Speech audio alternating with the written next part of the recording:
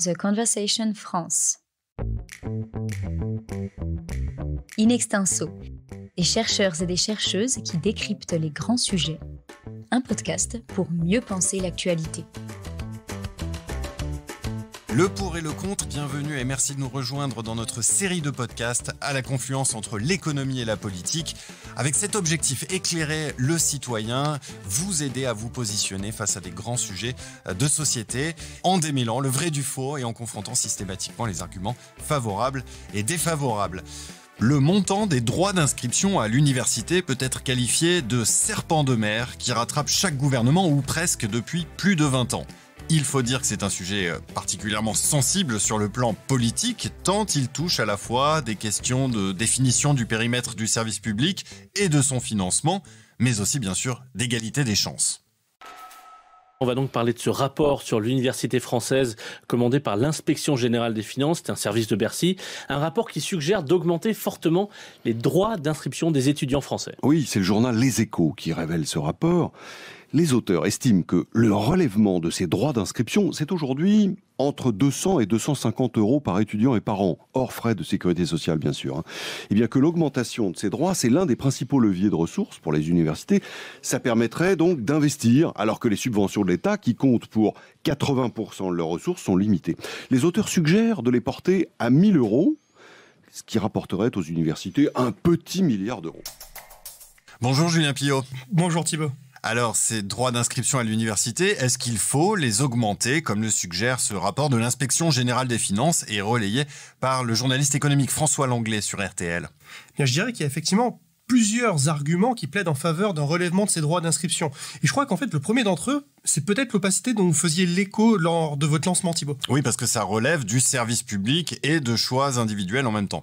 Absolument. Et on va faire, si vous le voulez bien, Thibaut, une petite entorse. On va pas parler d'économie tout de suite, on va parler d'abord de droit. Parce qu'il faut bien comprendre plusieurs choses. La première d'entre elles, c'est le préambule de la Constitution de 1946 qui proclame, je cite, que la nation garantit l'égal accès de l'enfant et de l'adulte à l'instruction, à la formation professionnelle et à la culture. L'organisation de l'enseignement public gratuit et laïque à tous les degrés est un devoir de l'État. Mais dans le même temps, on a la loi de finances du 24 mai 1951 qui dispose que le ministre peut fixer les taux et modalités de perception des droits d'inscription, de scolarité, d'examen, de concours et de diplôme dans les établissements de l'État. Donc il y a une certaine forme de contradiction, si je comprends bien. Oui, c'est effectivement ça. Il y a une contradiction et c'est la raison pour laquelle, quand se sont récemment posées les questions de majoration des droits d'inscription dans le supérieur, notamment auprès des étudiants étrangers, une QPC, une question principale de constitutionnalité, a été déposée par plusieurs syndicats qui s'y opposaient. Cela a évidemment amené le Conseil constitutionnel en 2019 et le Conseil d'État en 2020 à apporter des éclaircissements. Est-ce qu'ils y sont parvenus ? Eh bien, oui et non. Parce qu'en fait, le Conseil constitutionnel a réaffirmé le principe de gratuité de l'enseignement public, y compris dans le supérieur, tout en considérant que ce principe ne faisait pas obstacle à ce que le ministre fixe des droits d'inscription modiques, et nous laisserons à chacun le soin de juger de ce qui est modique et de ce qui ne l'est pas. Eh bien, merci Julien pour ce rappel juridique, mais si je vous suis bien, il n'y a plus de débat possible. La messe est dite, on peut finir le podcast sur ces propos finalement. Non, je dirais tout au contraire Thibaut, parce que déjà, il faut bien comprendre que ce qu'une loi fait, une autre peut la défaire. Mais surtout parce que toute ambiguïté juridique n'a pas pour autant été levée, ce qui donne de sérieux arguments aux partisans de l'augmentation des droits d'inscription. C'est-à-dire ? Eh bien, il n'aura échappé à personne que la scolarité en France n'est obligatoire que jusqu'à 16 ans. Donc l'enseignement supérieur résulte bien d'un choix individuel. Et on pourrait même parler d'investissement, puisqu'il a été démontré par l'INSEE notamment que les diplômes du supérieur ont des bénéfices directs en matière de salaire, en matière de facilité d'insertion dans la vie active, de résistance au chômage. Et puis, le diplôme, c'est aussi le garant de bénéfices indirects en matière, par exemple, d'espérance de vie. Et donc, puisqu'il s'agit d'un choix et d'un investissement individuel, pourquoi est-ce qu'il devrait reposer sur la solidarité nationale ? D'autant que les finances publiques, je vous parle même pas de leur niveau actuel, mais on a encore accumulé beaucoup de déficits ces dernières années. Oui, vous ne croyez pas si bien dire Thibaut. C'est justement sur ce point-là que le bas blesse. Parce que qui dit service public dit financement par l'impôt. Or, cet impôt, en fait, il doit aujourd'hui couvrir des chantiers qui sont multiples en matière de santé, de défense, de sécurité, de souveraineté énergétique, de lutte contre le réchauffement climatique. Et en même temps, le consentement à l'impôt eh bien, il n'a de cesse que de plafonner dans ce pays, voire même de se réduire. Et ce n'est pas sur ce point Michel Bouvier, qui est président du Fondafip, qui me contredirait. Vous écoutez In Extenso, le podcast qui donne la parole à la recherche. Finalement, on a des ressources limitées, plus l'impossibilité d'augmenter les impôts. Finalement, il ne reste plus que l'augmentation des droits d'inscription. Absolument, il y a plus forte raison que vous jouez une compétition mondiale et que les coûts liés à cette compétition augmentent en conséquence, des coûts liés à l'accueil d'un nombre toujours plus important d'étudiants, liés à l'attractivité des programmes, la qualité des équipements et de la recherche, bref, des coûts qui explosent. Oui, Jean-Philippe Hameux, directeur de l'IESEG, évoque le chiffre de 5 milliards d'euros de plus par an. Je vous propose de l'écouter, d'ailleurs, il était au micro d'Adrien Tricorneau sur Xerfi Canal. Il se trouve que nous assistons à une transformation de la société, mais pas seulement en France, c'est au niveau mondial et des appareils productifs, où on doit mobiliser de plus en plus de capital humain. Capital humain, donc ce sont notamment des compétences, des savoir-faire qu'on va retrouver avec l'enseignement supérieur, la recherche par exemple, et on concentre de plus en plus d'efforts au niveau mondial sur l'investissement capital humain, et partout dans le monde, les études supérieures coûtent de plus en plus cher. Donc ça, c'est une chose. Après, la question est de savoir, est-ce qu'on peut financer cet effort considérable qu'on doit faire si on veut être dans la course de la compétition mondiale en tant que nation, mais aussi pour chacune des entreprises, mais aussi pour chaque Français, c'est-à-dire d'avoir une qualification qui répond aux besoins du marché, c'est-à-dire éviter le chômage. Je pense qu'il y a un effort considérable à faire, qui est de l'ordre de plusieurs milliards d'euros, probablement au moins 5, pour amener notre enseignement supérieur au bon niveau. 5 milliards d'euros chaque année en plus. Voilà.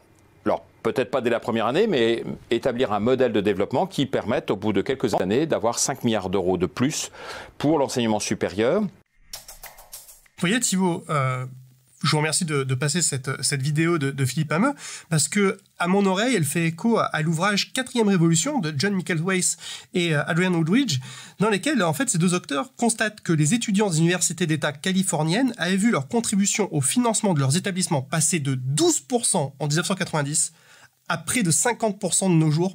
On voit bien la tendance qui se dessine. Absolument.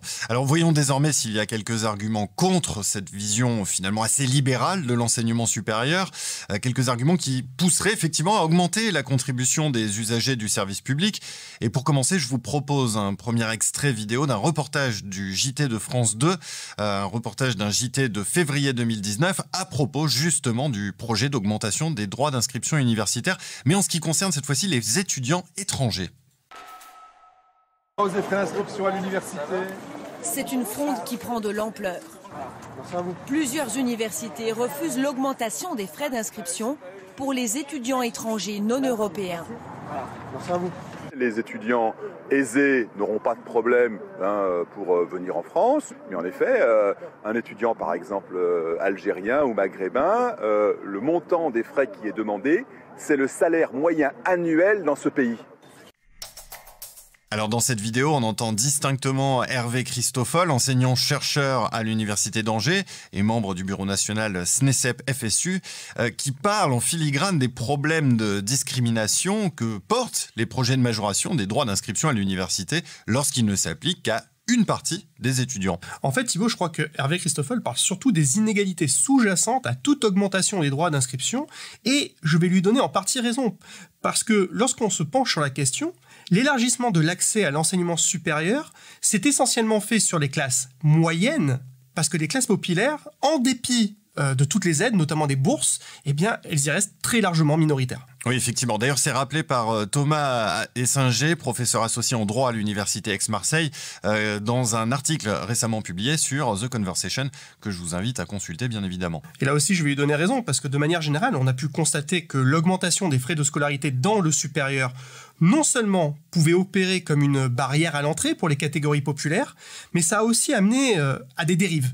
Je pense par exemple au surendettement des étudiants dans les pays anglo-saxons, qui a atteint des sommets. La Fed parlait récemment de 1600 milliards de dollars de dettes cumulées par 45 millions d'Américains en 2019, avec des risques de défaut qui ne cessent d'augmenter. D'accord, mais si les coûts augmentent, n'est-il pas normal de demander une plus forte contribution de la part des contribuables qui bénéficient effectivement du service? Et surtout, si, comme vous l'avez dit en première partie, les bénéfices sont individuels. Alors, deux choses, Thibaut. D'abord, il y a une première distinction à faire à mon sens.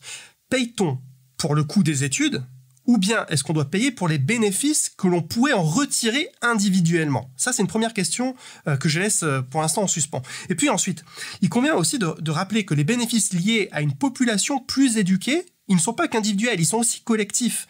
Ça augmente certaines ressources de l'État, notamment sur les prélèvements sur les salaires, le produit sur les taxes à la consommation. Et puis, ça réduit aussi certaines dépenses liées aux situations de chômage ou à la santé, par exemple. The Conversation France. Je vais poser ma question différemment. Payer plus pour ses études, n'est-ce pas une garantie d'avoir accès à une meilleure qualité d'enseignement et donc à de meilleurs débouchés à la sortie sur le marché du travail? Eh bien, c'est pas si simple. Alors, même si les choses ne sont plus aussi nettes sur le court terme, je dois bien l'admettre, mais sur une longue période, payer plus pour sa formation permet effectivement, et c'est démontré statistiquement, d'avoir accès à des diplômes qui offrent de meilleures perspectives. Mais dans son ouvrage qui s'appelle « Proposition d'une chercheuse pour l'université », on a Christine Musselin qui a montré le lien entre le prix et la qualité, et elle a démontré en fait que ce lien est tout sauf évident. Si je prends un exemple en France, Polytechnique et l'ENS sont des établissements qui sont gratuits, quand certaines institutions privées présentent des prix parfois très élevés, sans pour autant en retour délivrer des diplômes qui sont reconnus par l'État. Oui, je rappelle simplement que Christine Musselin est sociologue et directrice scientifique de Sciences Po. Alors je vous propose d'ailleurs de l'écouter sur la question des différents modes de financement des études supérieures.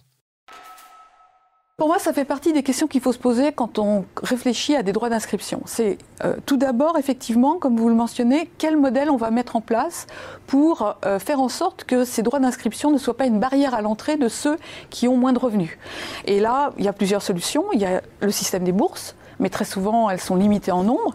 Il y a le système des emprunts, avec des prêts parfois qui sont garantis par l'État, mais on voit bien ce que ça donne aux États-Unis, où les droits sont très élevés et où l'endettement des étudiants est absolument énorme. Il y a le système, alors qui est celui de Sciences Po, finalement, d'un tarif dégressif en fonction des revenus des parents. Donc il y a plusieurs systèmes qui sont disponibles, et c'est la première réflexion qu'il faut avoir, c'est-à-dire comment va-t-on faire en sorte que cela ne soit pas une barrière à l'accès? Eh bien, je ne peux, en écoutant cet extrait, qu'abonder dans le sens de Christine Musselin. D'ailleurs, elle ne mentionne pas un autre système de financement qui est celui qui est d'ailleurs privilégié par l'OCDE et qui nous vient de Milton Friedman et qui est en vigueur en Australie, par exemple, depuis 1989. Oui, vous voulez effectivement parler du prêt à remboursement contingent, que l'on désigne parfois par l'acronyme PARC. Est-ce que vous pouvez expliquer à nos auditeurs de quoi il en retourne ? Eh bien, dans les grandes lignes, ce système va prévoir la gratuité totale des études supérieures pour les Australiens, et ceux-ci, en fait, ne commenceront à rembourser cet argent qu'une fois intégré dans la vie active, et si et seulement si leurs revenus excèdent un certain niveau. Et tant que vos revenus restent au-dessus de ce seuil, vous êtes prélevé automatiquement d'une somme comprise entre 4 et 8% de vos revenus au titre de vos études qui vous auront permis en fait, de réussir et de vous intégrer professionnellement. Oui, effectivement, un système progressif, intéressant, qui démontre qu'il existe des alternatives à l'augmentation des droits d'inscription. Est-ce que ce système a été testé en France ? À ma connaissance, il a fait l'objet d'une micro-simulation par Guillaume Allègre et Xavier Timbaud dans la revue économique, et leur conclusion pour le cas français était assez intéressante, parce qu'ils montraient que l'intérêt du PARC relativement à l'impôt était surtout visible en matière de redistributivité horizontale, c'est-à-dire en fait entre les diplômés et ceux qui ne le sont pas. Et à salaire égal, seuls les premiers, c'est-à-dire les diplômés, sont appelés à contribuer aux services d'enseignement dont ils ont bénéficié, là où l'impôt sur le revenu est aveugle quant à ces considérations. Eh bien, merci beaucoup Julien. Je pense qu'on a fait le tour de la question et que nos auditeurs auront désormais de quoi se positionner face à cette question qui relève réellement d'un choix public. Vous avez raison Thibaut, et puis j'ajouterai une dernière chose avant de se quitter, c'est peut-être qu'il faudrait se poser cette question qui est quel est l'objectif finalement que l'on assigne à l'enseignement supérieur ? Est-ce que c'est une fabrique à compétences pour le marché, ou est-ce que c'est une fabrique de citoyens éclairés qui sont capables en fait de mener des réflexions qui sont complexes ? Et puis finalement, pourrions-nous envisager ce genre de podcast et d'analyse avec un enseignement supérieur uniquement fondé sur le développement des compétences ? Eh bien, je laisse à nos auditeurs le soin de juger. Merci beaucoup Julien. Merci Thibaut. In Extenso est un podcast de The Conversation. Chaque vendredi, la rédaction donne la parole à la recherche pour mieux comprendre l'actualité. Retrouvez l'ensemble des épisodes d'In Extenso et nos autres séries directement sur theconversation.com dans la rubrique podcast.